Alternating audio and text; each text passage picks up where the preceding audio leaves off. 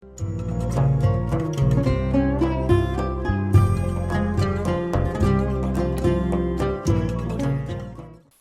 بالله من الشيطان الرجيم بسم الله الرحمن الرحيم الحمد لله وحده والصلاة والسلام على من لا نبي بعده وعلى آله وأصحابه ومن اتبعهم بإحسان إلى يوم الدين. Po fillojmë me ligjëratën e 21 të shpjegimit të veprës Mirakel Felah Sharh Nurul Hida të Imam Shërumbulalit, Yerhamuhullah, dhe kemi arritur deri te tema ma yeskutu hudurul gjemaati bi wahidi min 18 shay'an. Rënja e prezentimit të xhamatit, thot me një prej 18 çështjeve, që nuk kupton se prezentimi ose braktisja e xhamatit mund të bëhet, pra të mos falja namazit me xhamat, që njihet me udhër, me arsye. Autori numëron 18 çështje ose 18 sende që lejojnë mos prezentimin në xhamat. Wa minha, pra prej atyre arsjetimeve janë matarun wa bardun shadid wa khawfu dhalimin wa dhalmatun shadidatun fi sahih wa habsu mu'sirin au madhlum. Që të jetë e arsyeshme mos prezentimi në xhamat është shiu dhe i ftohti i fortë, matarun shadid, shi i madh i rrëmbyeshëm, dhe i ftohti i madh, acar i madh, është arsyetim që të mos prezentohet, pra të braktiset xhamati. Kjo me automatizëm nuk kupton edhe të kundërtën e kësaj, matarun o bardun shadid, edhe i nxehti ekstrem. Pra kur është i ftohti ekstrem, nuk kupton edhe të kundërtën se është i nxehti ekstrem. Wa khawfun dhalimin, dhe friga prej ndonjë zullumi, prej ndonjë kriminali i cili bën krime gjatë rrugës, dhe kjo mund të shfaqet në jetën e tij, pra nëse frigët për jetën e tij, nëse frigët po ashtu për pasurinë e tij, ose friga se do të do të shkon karavani nëse është me grup, e ky nëse ndalet me e fal namazin me xhamat, karavani, grupi largohet, për atë arsye kjo është arsye që ky të e fal namazin vetmës dhe jo me xhamat. U dhalmetin shadidatin, edhe errësira kur është errësira shumë e madhe natën, edhe kjo është pengesë fi sahih sipas mendimit të Imam Ebu Hanifes. Nëse errësira është e madhe sa që nuk shihet rruga për shku deri te xhamia për fal namazin me xhamat, ka arsyetim dhe mund të e fal, pra lirohet prej obligueshmërisë së xhamatit. Wa habsu mu'sirin au madhlum. Habsu mu'sirin këtu, ku e paraqet imami, është mbyllja e atij që ka vështirësi. Për shembull, një njeri tazam, si shembull e bin fukahat, një njeri ka shumë borxhe dhe njerëzit ja kërkojnë borxhin, ose gjykata ka sjell vendim që ki t'i kthen ato borxhe, dhe ki mu'sir, ki s'ka mundësi me i kthi ato, nuk ka kapital, s'ka mundësi me e krye atë punë, izolohet diku, prej njerëzve. Mirë po, nëse ki ka mundësi me i kthi borxhet, por nuk i kthen për x arsye, ky nuk përfshihet në arsyetim. Pra ai i cili është mbyllur në një vend dhe nuk del për shkak të vështërsive që i ka ndaj njerëzve ose ndaj borxheve dhe nuk del në publik për me e fal namazin me xhamat, e fal namazin vetëm. Kjo trajtohet si arsyetim për braktisje ose për mos prezentimin e tij në xhamat. E u madhulum njeriu që i është bën ndonjë padrejtësi, është ngrit ndonjë akuzë ndaj tij, dhe këto nuk janë raste të rralla, është ngrit ndonjë akuzë ndaj personit se e ka bën një vepër. Në realitet kjo është i dëmtuar, palë e dëmtuar, ki nuk e ka bën veprën, po derisa del e vërtetën s'ken, ki duhet të sakrifikohet, para duhet, dhe ki është mshef dikun, është largu, është skenju diku, dhe ky nuk e ka obligim pra faljen e namazit me xhamat. وعمي وفلج وقطع يد ورجل وسقام وإقعاد ووحل. I verbëri, qorri, dhe të sëmurit që janë të paralizuarit, të sëmurit që nuk mund të ecin, që nuk kanë mundësi të ecin, të gjithë këto kanë arsyetim për të mos prezentu në xhamat për faljen e namazit me xhamat. Imami, dhe kjo është fetvaja e medhhebit, kjo është mendimi i Imam Ebu Hanifes, sepse mendimi i Imam Ebu Jusufit dhe Imam Muhammedit i verbëri qorri, nëse ka dikush mundësi ta ndihmon dhe ta çon deri te xhamia, ky nuk ka arsyetim për mos faljen e namazit me xhamat. Pra ky është mendimi i nxënësve të Ebu Hanifës. Ebu Hanifi thot, i verbëri nuk e ka obligim të shkon të xhamia, pra qoftë edhe mendimin e dikujt tjetër që e merr dhe e çon për dorë. Vëkat u jedin u rëgjlin, të ato ka një lloj sanksioni, min khilaf, që sanksion që i pritet për shkak të vjedhjes publike, këto grabitjes publike që zakonisht shoqërohen edhe me vrasje. Këta u turk, ato që dalin rrugëve, i vjedhin karavanët, zakonisht i plashkitin, po në shumtën e rasteve përfundojnë edhe me viktima, pra dhe vrasin edhe mbysin. Këto njerëz kur zihen, ndaj tyre ekziston pra në bazë të ajetit të Kur'anit Kerimit, sanksioni, dënimi i tyre është prerja e dorës dhe prerja e këmbës, por në anë të kundërt, dorës së majt dhe këmbës së djathtë, ose e kundërta, jo të dy këmba edhe dora e njënës anë, vetëm këmba dhe dora e majt ose këmba dhe dora e djathtë, por prerën min khilaf në të kundërtën. Nëse prehet dora e majt, i pritet këmba e. Dhe këto njerëz të cilët e kanë përjetu këtë sankcion, sepse kjo është sankcion dhe këto nuk dalin në kufër, këto janë musliman. Dhe pastaj janë pendu dhe janë bë muslimanët mirë, falin namaz rregullisht, kanë bë teube. Këto nuk e kanë obligim pra shkuarjen në xhamat për shkak të vështirësisë së ecjes. Dietarët ka thënë çka ndodh, ose për ndonjë arsye tjetër e ka kamën dhe krajin të prejë për ndonjë ndeshje, për ndonjë ku e di unë, smundje e kështu me radhë.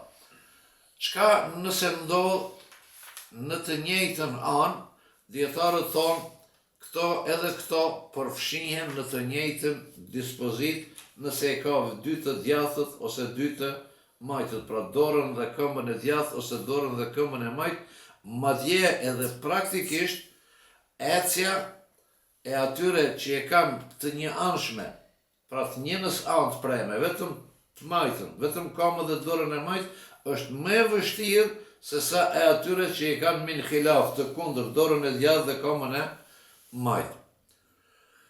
Dhe smundjeve të ndryshme, paraliza, këto që nuk mund të ecin, nuk mund të lëvizin, edhe këto nuk e kanë obligim pra shkuarjen në xhamat. wa wahlin ba'da inqita'i matar, edhe balta e madhe e cila bëhet pas ndërprerjes së shiut.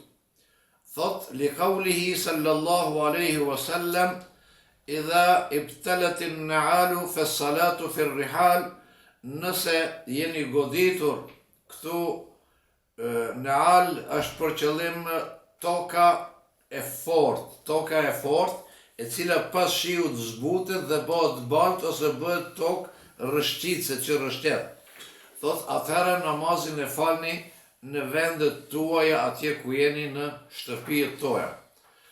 Ose manë ton, edhe paraliza, njerëzit që janë me paraliza të gjata, o shejkhuhatin, o tekraru fikhin, la nahvin, o lugatin. Ata të cilët janë të paralizuar dhe ata të cilët janë të shtyrë në mosh, janë pleq, kanë hyrë në mosh, nuk kanë ndonjë dhimbje, smundje të veçantë, po vetëm mosha është ajo që i e pamundson atij për me shkuën me e falë namazin me xhamat. O tekraru fikhin, ata të cilët janë duke mësuar dhe duke lexuar fikhun, pra shkencën e fikut, la nahwin wa lugatin, jo ato që mësojnë gjuhën, sintaks, morfologji. Pra jo shkenca tjera, ata të cilët e mësojnë gjuhën bi gjemaatin te futuhu wa lem judavim ala terkiha. E këtu tash, ata të cilët e mësojnë fikun në grup, bi gjemaatin, janë në grup, ka një hoç, një mësus, një muallim, u mëson fikhun, këto nuk e kanë obligim, pra mund të lirohen, të arsyetohen për mos shkurje në xhami për falë namazin me xhamat për shkak të mësimit, që mos të humb mësimi atyre. Autori përmend fikhun, shumica dërmuese e fukahave thonë se këtu përfshihen edhe lëndët tjera fetare, që janë tefsiri, hadithi, ulumul Kur'an, ulumul hadith, usulul fiqh, kështu me radhë. Pra shkencat kuranore dhe sunnetike, të quaj me një fjalë. Por jo edhe këto të tjera. Edhe pse ka mendim tjetër, që thonë se jo, kjo është specifik e shkencës së fikut dhe autori për këtë arsye e përmend vetëm shkencën e fikut, pastaj këto i arsyetojnë këto mendime për shkak të precizitetit të cilën e ka vetë shkenca e fikut. Këtu thot bi gjematin nëse janë në grup, por ulemat thonë e njëjta dispozit vlen edhe për atë i cili është vetë duke lezu dhe duke mësu. Nuk është në gjemat, nuk është në grup, është vetë. Mirë po ka një vrejtje bën autori shumë të rëndësishme në fund. Walem judavim ala terkiha, por këtë nuk duhet të bën shprehi që gjithmonë të alen ata.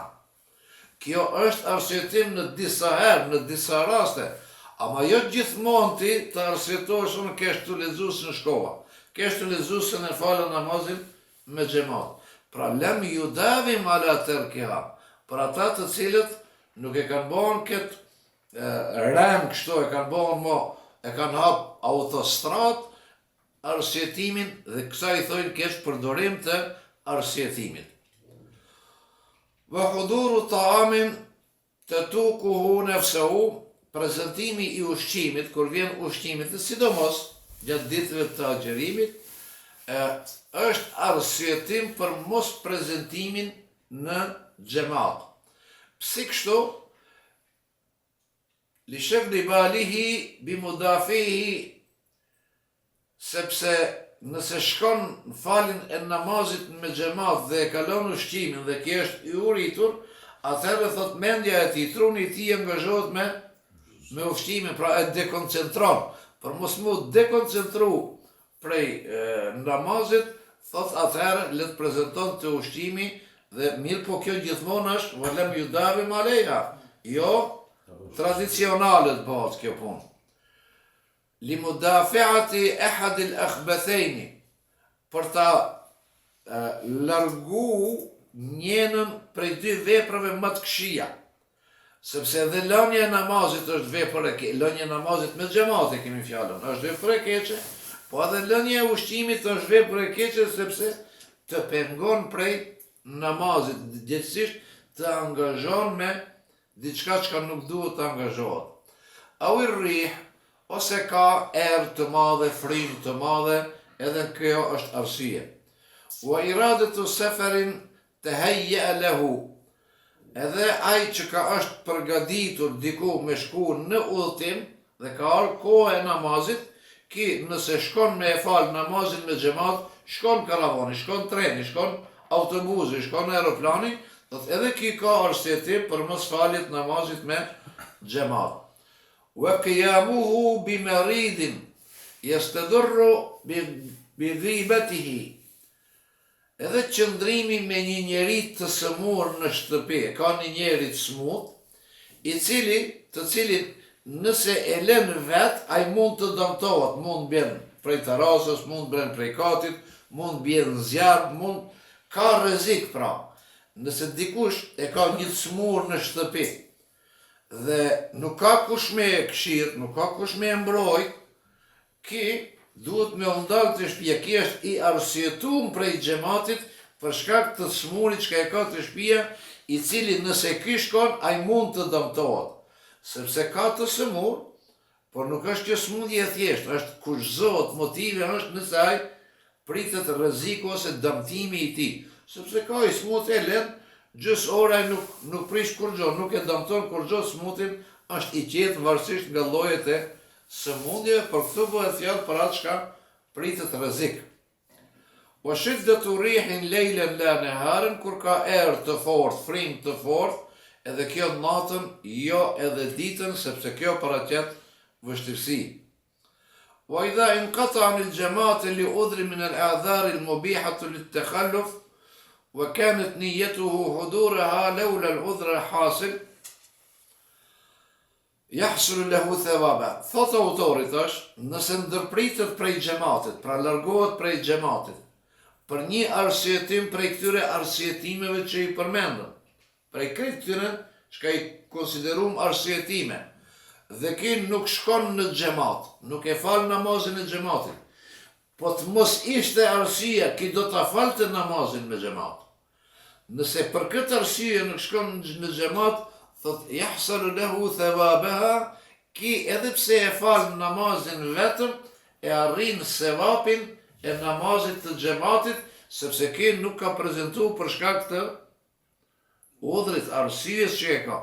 Dhe ai që ka arsye, ka kajde, ka rregull, në të gjitha veprat, po dhe në këtë rast, çdo herë për një veprim që ka arsye, për shembull, namazi i të sëmurit dihet dhe namazi i shëndoshit dihet se si falet.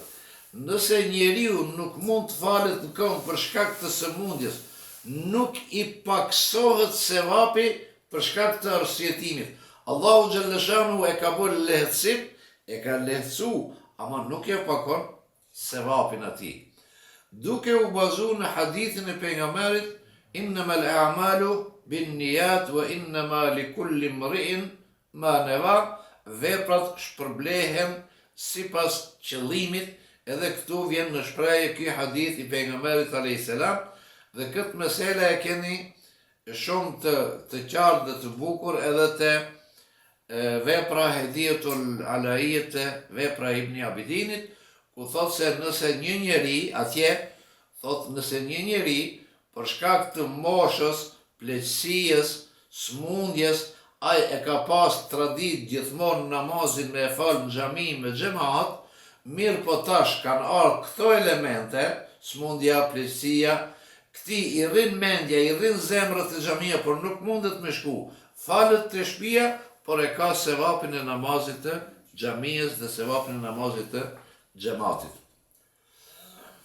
Faslun fi bejanil e haqqi bil imamati.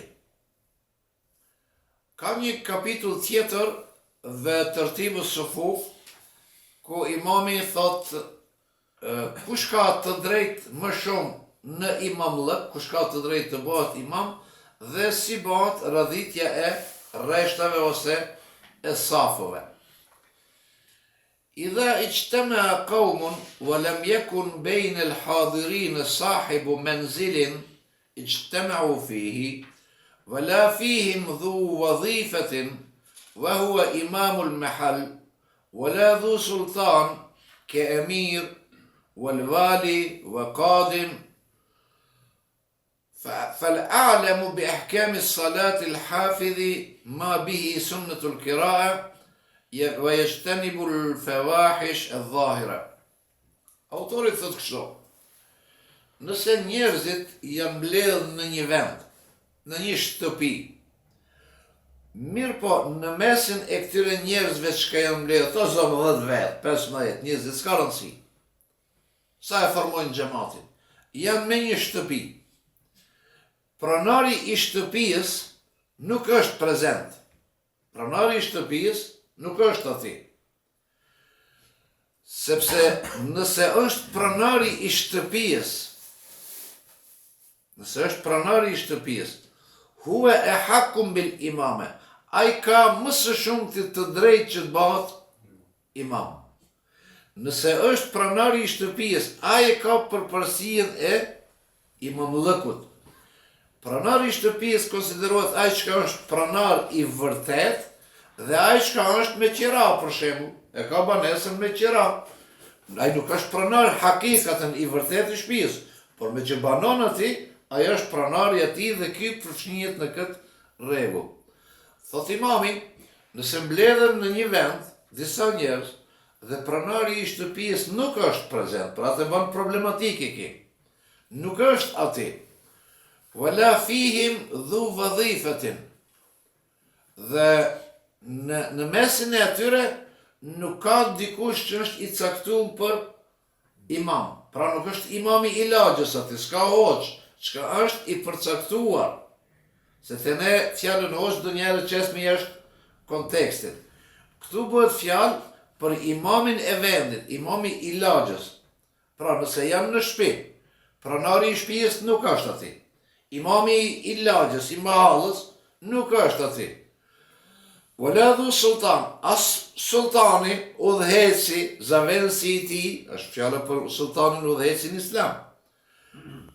Ke emir, siç është një emir i një zone tjetër, ose kadhin, ose gjykatësi islam, s'janë këto asnjë. Atëherë kush duhet me u bë imam? Fal a'lam, atëherë bëhet imam kush? Ai që është më i dituri në mesin e tyre. Më i ditur në çka? Më i dituri bi ahkami salat li hafidhi ma bi sunnatul qira'a. Ai që më së miri i din dispozitat e namazit për të ruajtur sunnetet e namazit dhe leximit të Kur'anit Kerimit, wa yajtanibu al-fawahish adh-dhahira, dhe ai që largohet prej punëve të këqija në mënyrë publike. Wa in kana غير متبحر في بقية العلوم. Edhe pse nuk është i thellë, nuk është dietar i thellë në shkencat tjera. Nuk e njeh usulul fiqh, nuk e njeh ulumul hadithin, nuk e njeh tefsirin, nuk e njeh shkencat tjera. Mirë po, i njeh mirë dispozitat e namazit dhe ai duhet të dal imam. E hakun bil imamet. Ki ka prioritet më së shumti për imam. Wa idha ijtama'u yuqaddamu sultan. Nëse krejt këto janë shka i përmendur, tash njerëz ishte asnjë prej këtyre. Janë xhamat. Atëherë del imam çaj shka është më i ditur prej tyre, më i ditur që i njeh rregullat e namazit, dispozitat, sunetet që prishet, ndreqet si bëhet namazi. Edhe pse sa është ndonjë dietar i shkencave tjera. E tash idha ijtama'u, nëse krejt këto janë në një vend, është udhëheci islam, është kadia, është pronari i shtëpisë, fa sahibul manzil, walau musta'jiran, kohët edhe ai që është me qira, yuqaddamu ala al-malik, fa sahibul manzil, pronari i shtëpisë ka përparësi edhe ndaj kryetarit të shtetit. Ka ardhur muftia, ka ardhur kryetari, ka ardhur dietari më i madh i dunjas që ekziston. Përparësi në namaz ka imami, ka pranari i shtëpisë. Mirë po, kjo është përparësia që ka. Minel mustahab, prej gjërave të preferuara që pranari i shtëpisë në këtë rast t'i jep përparësi udhëheqit islam, muftijës, kryetarit, ku e diune, kadijës e kështu me radhë. Por përparësia ku është? Është walau musta'jiran, edhe nëse është me qira. Wa yuqaddamu al-qadi ala imam al-masjid, pastaj gjykatësi islam, që është i rrethit, ka përparësi nga imami i xhamisë.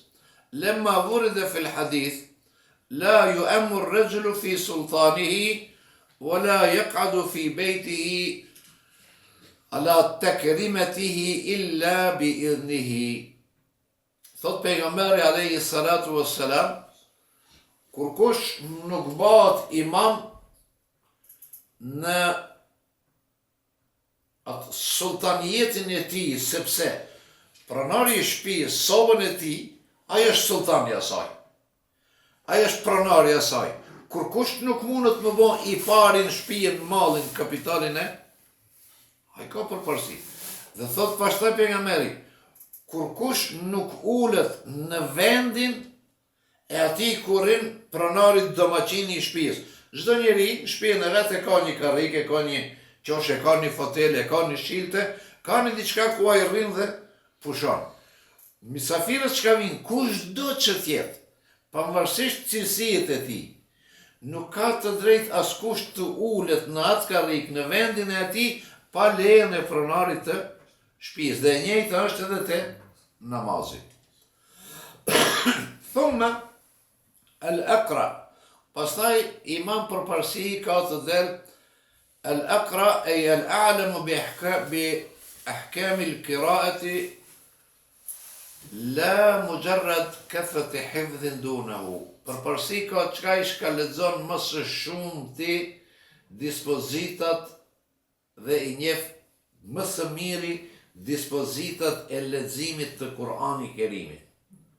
Nuk përfshihet këtu ai që din më shumë përmendsh.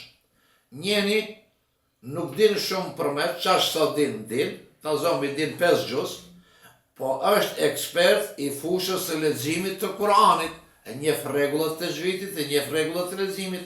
Tjetri është hafiz i Kuranit, por nuk është i njoftun, nuk i din rregullat e tajvidit, nuk i din rregullat e, nëse nuk i ka studiuar. Cili ka përparësi? Kish ka din më shumë Kur'an përmendsh apo kish ka i din rregullat e Kuranit? Kish ka i din rregullat e Kuranit, sepse thot mujarradu kathrati hifdhin dunahu, jo thjesht ato që ka din përmendsh më shumë se sa tjetri, por përparësi ka ai që i din rregullat. Thumma al-awra wal-war'u ijtinabu ash-shubuhat wa arqa min at-taqwa li'annaha ijtinabu al-muharramat. Al-awra është nivel i devotshmërisë. Al-war'i është nivel i devotshmërisë. Dietarët thonë, Arwa është personi i cili largohet prej sendeve të dyshimta. Thjesht momentin kur ai merr vesh se ka dyshim për këtë, a lejohet të lejohet ai largohet, nuk pyet më shumë më.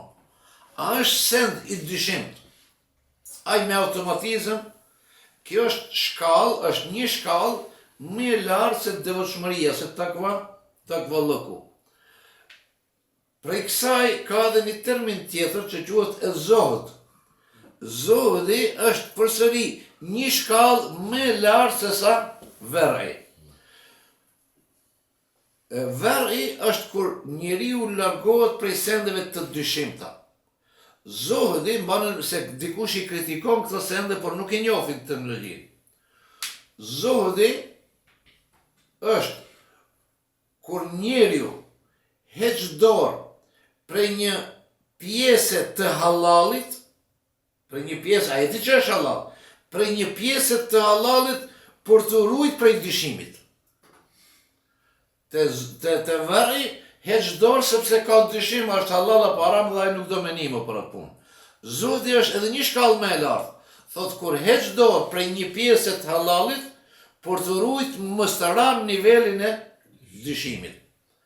Pra thot edhe këto, pastaj vjen ky njeri që është i devotshëm në këtë shkallë ka përparësi që të jetë imam. Thumma al-asam li qawli sallallahu alaihi wasallam li ummakum akbarukuma pastaj është në mosh më i shtirë, sepse thot pejgamberi le të bëhet imam i juaj ai që është më i shtirë në mosh, por gjithmonë duke i pas kriteret e diturijës, njohjes, leximit. Thumma ahsanu khuluqan pastaj ai që ka edukat të mirë dhe edukat të bukur, që ka edukat dhe sjellje të mira. Thumma al-ahsanu wajhan ay asbahahum لأن حسن الصورة يدل على ai që është më i bukur. Këtu nuk duhet të kuptojmë dallashkët. Këtu nuk bëhet fjalë për bukurinë që e ka njeri. Bëhet fjalë për bukurinë e imanit që e ka njeriu në brendësinë e tij.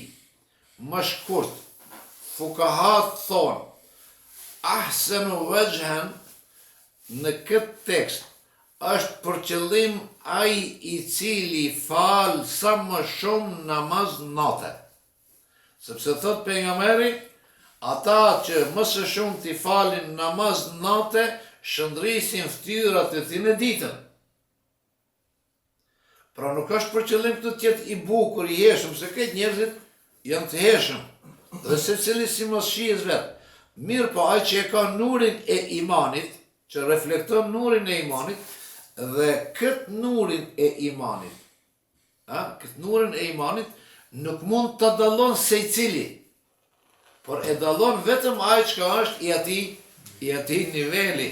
E kemi shumë raste në historinë e Islamit, Hazrat Uthmani kur i ka thonë atij arabin, ukhruj, del prej vendit, fa inneke qad zanayt, del prej këtu se ke bërë zina. Edhe ai thot, more thot, pejgamberi ka vdek. Thot, vahi nuk vjen më. E kush të kallëzoj tije se unë kam bërë zina. Deri dje, deri në këtë moment, ke pas nur, dhe nuri jot ka humb, dhe nuri jot me këtë vepër që ke bërë humbët, me që të ka humb nurit je ke bërë këtë vepër. Po këtë e ka vrejt kush? E ka vrejt Osmani radiallahu, dhu nurej. Jo na nuk mund të vrejmë që është letë. Prandaj thonë ulemat, ahsanu wajhan nuk është për qëllim ftyra më e bukur si ftyrë, po ati që ka i shëndrit, nuri që i paraqitet nuri i besimit në zemrat, në ftyrën e tij, dhe inshallah xhamati nuk e kërkojnë këtë kusht prej neve, se se ne gjojnë. Thumma al-ashrafu nasaban li ihtiramihi wa ta'dhimi, ata që kanë prejardhje familjare më të shëndosh, për me i hi këtyre muhabeteve që shtojnë të nëri, djeli filonit, malla filonit, këto e muhabete pastaj që i nëzit të tjerë. Për parësi ka ai i cili vjen nga një familje, po ai nëse vjen nga një familje e mirë dhe nuk i plotëson këto kriteret e parapara, ai nuk mund del imam. Thumma ahsanu sautan lirragbati fi simai lil khudu. Pastaj ata që kanë zante të bukur, sepse zoni i bukur krijon një qetësi në veshën dhe në atë përkushtimin e namazliut. Thumma al-andhafu thawban li bu'dihi an ad-danasi targhiban fi, ai që ka rroba më të pastra dhe që nuk ka ndyrësira në te, është gjë normale se ka përparësi. Fal ahsanu zawjatan li shiddati iffatihi. Këtu e kanë përdor, e kanë kesh përdor, po kjo është gjë shumë e shëndosh dhe është gjë shumë e logjikshme. Ai i cili ka gruan e mirë, ka përparësi për imam. Nuk bëhet fjalë sikur te ahsanu wajhan, nuk bëhet fjalë për gruan e cila është e bukur. Se sot, sidomos sot, sa dohet tjetë e shëmtuar, e lakirat mi mirë dhe ajo bëhet e bukur, e bën çish dushti. Këtu është për qëllim gruaja e bukur, e cila me edukatën e saj, me sjelljen e saj, me dashurinë e saj që e ka ndaj burrit të vet, e ka përkushtu burrin e vet atë shumë ndaj saj, që atine kur nuk i shkon mendja ndaj grave të tjera. Madje sa herë që sheh gratë të tjera e vetë i duket më e bukur, më e respektueshme, më e ndershme. Këto është për qëllim për çdo gra, jo të gratë që janë të bukura në aspektin sepse nëse gruaja, burri është i kënaqur me gruan dhe ajo është e sjellshme, ka nënshtrim, ka respekt, ka dashuri, ka sinqeritet, ajo e përfiton burrin për punë të mira gjithmonë. Dhe ajo nuk e lën bëhet shkaktare që burrit saj kur mos t'i shkon mendja te gra të tjera apo të shikon të vrapon mos grave të tjera. Dhe zatën humbje e këtij respekti, sepse edhe sociologët e thonë këtë, po edhe fukahat e kanë thënë se neve këto shkencëtarët e ri tash super po na zbulojnë diçka të reja. Këtë e kanë thonë një imamët para 1000 vjetëve, se gruaja e bukur, ose prishja e raporteve mes gruas dhe burrit, në respekt, në dashuri, në sinqeritet, në korrektësi, shkakton grindje, dhe kur shkakton grindje, çka bëhet? Vjen deri te shkurorizimi. Prandaj kur e ndin krejt vetën, secili i lirë, secili i plot, secili është i pavarur prej njëri tjetrit. Kur ti je i pavarur nga unë dhe unë jam i pavarur nga ti, pse ne duhet të jetojmë bashkërisht pra atëherë?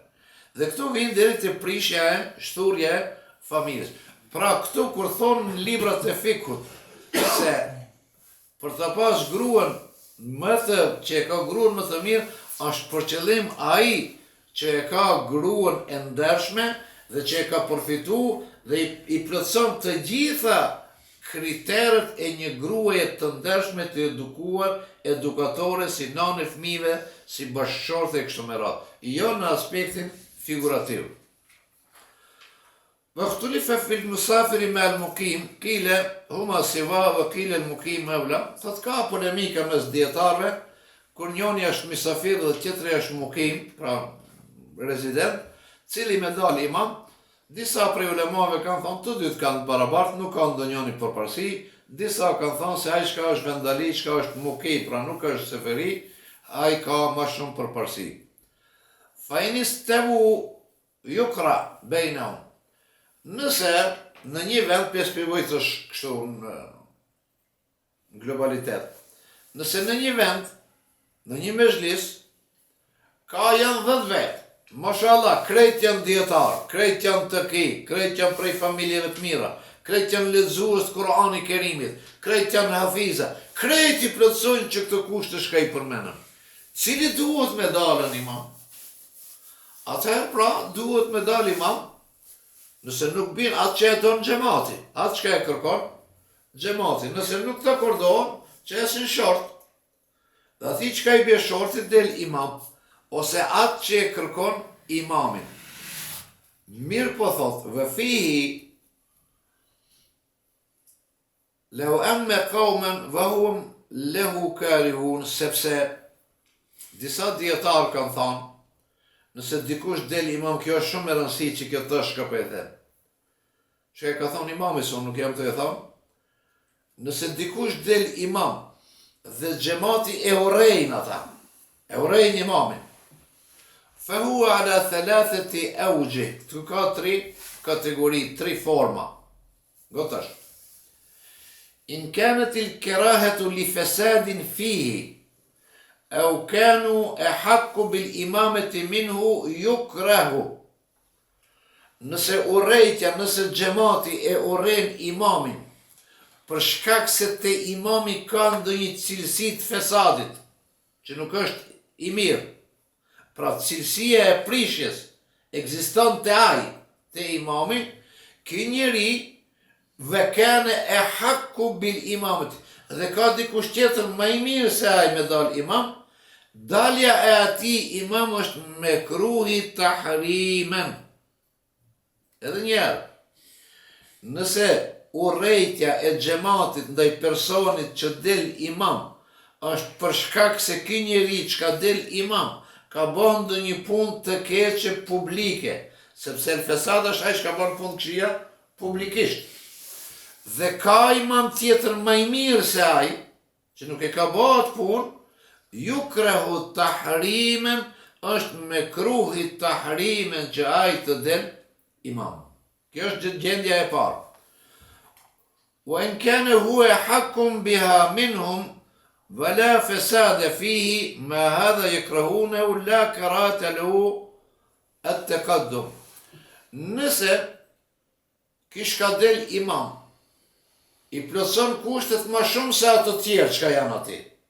Nuk është ndonjë far dietari ki, nuk është ndonjë far, po në krahasim me ato njerëzit i plotson kushtet më shumë. Dhe nuk është prej atyre që ka bërë ndonjë punë të keqe. Ka bërë punë të këqija. Mirë po, që dikush e urren, se në ndarë prej urrejtjes, fala kerahete lehu. Për këtë nuk është mekruh që të dalë imam. Pse thot arsyetimi?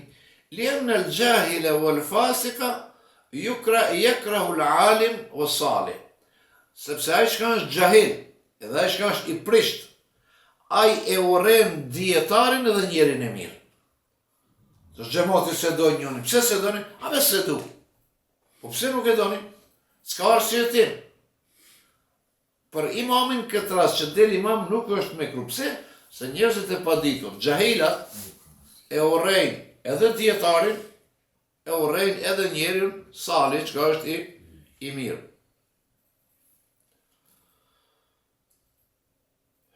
Liqauli sallallahu alaihi wasallam inna sarrakum an taqbalu salatakum falyummakum ulamaukum. Pra, nëse dëshironi që të pranohet namazet e juaja, atëherë imami juaj duhet që të jetë kush prej dietarëve tuaj. Sepse këto janë lidhje mes juve dhe Zotit tuaj. Fi rivajetin falyummakum khiyarukum, në transmetimin tjetër thot le të dal imam më i zgjedhuri i juaj. Wa kuriha al-imamatu al-abdi in lam yakun aliman taqiyan. Robi është mekruh të dal imam nëse nuk është dietar. Që nën kupton, nëse robi është dietar, nuk është mekruh që të dal imam. Pra, keraheti, urrejtja, nuk është në esencën se ai është rob, por është në esencën se zakonisht robërit janë njerëz që merren me punë të zotërisë së tyre dhe s'ka kohë as për mësim e as për arsimim. Wal a'ma li adami ihtidai ila al-qiblati, i verbër i qori është mekruh të dal imam sepse ky nuk mund të orientohet në drejtim të kibles, edhe pse ti e orienton, e ka mundësi gjatë namazit që ta humb drejtimin. Dhe nuk ka mundësi t'i ruaj rrobat e tij, ta shef pa pastërtinë, ka pas ka. Wa in lam yujad al-afdal fala karahata lah. Pra, nëse nuk ka tjetër kush më i mirë se qorrin, këtë rast i verbëri, që të del imam, për këtë nuk është mekruh që të dal imam. Wal a'rabiyyu, të shoh edhe sa ka kjo. Wal a'rabiyyu al-jahil, banorët e arabi, këtu është për qëllim banorët që jetojnë në zonat të thella të fshatrave, në përshkretina atje, ose që nuk kanë ndoshta as vend caktuar. Këto është mekruh që dalin imam me kusht nëse janë dietar, sepse dhe prej tyre mund të ketë që janë të ditur. Pra, se zakonisht janë njerëz të parë si mund të pashkolluar, të paditur, e nëse është i ditur nuk është mekruh. Po waladu zina, fëmia i lindur jashtë kurorës, edhe ki alladhi la ilme indehu wa la taqwa, i cili as nuk ka përgatitje profesionale, dije për këtë punë dhe as nuk ka devotshmëri. Falidha qayyadehu ma qablahu bi qawli al-jahil. Për këtë arsye ka lidhën e ka shtinë veladu zina, fëmijën jashtëkurore, me gjahilin dhe me arabijun atje, që nuk kupton se idh law kana aliman taqiyan la tukrahu imamatuhu. Nëse ai është dietar dhe është i devotshëm, nuk urrehet imamllëku i tij, se atë që ka bëu prindi i tij nuk e bardh barrën ki, por nuk preferohet për arsye se i hap llafe njerëzve. A di si janë njerëzit? Apo djali filanit është djali zinas. لأن الكراهة للنقائص حتى إذا كان الأعرابي أفضل منه والعبد من الهر وولد الزنا من ولد الرشد والأعمى من البصير فالحكم بالضد كذلك في الاختيار. Pra thot, nëse veledu zina, fëmija jashtëkurore është më i ditur se fëmija i rregullt, nëse fshatari është më i ditur se hajtë të themi qytetari për t'i ofru këta, nëse i verbëri është më i ditur se ai çka ka syt, atëherë e kundërta e dispozitës. Pra, me kruhi vjen te pala tjetër e jo te ato. Ve kedhalike fil ikhtiyar, kështu shpjegohet edhe në veprën el ikhtiyar lit ta'lil al mukhtar nga Imam Mausiliu rahimahullah. Dhe deri këtu sot përfundoj me këtë ligjërat. وأقول قولي هذا واستغفر الله لي ولكم واستغفروه يغفر لكم وآخر دعوانا أن الحمد لله رب العالمين. الفاتحة.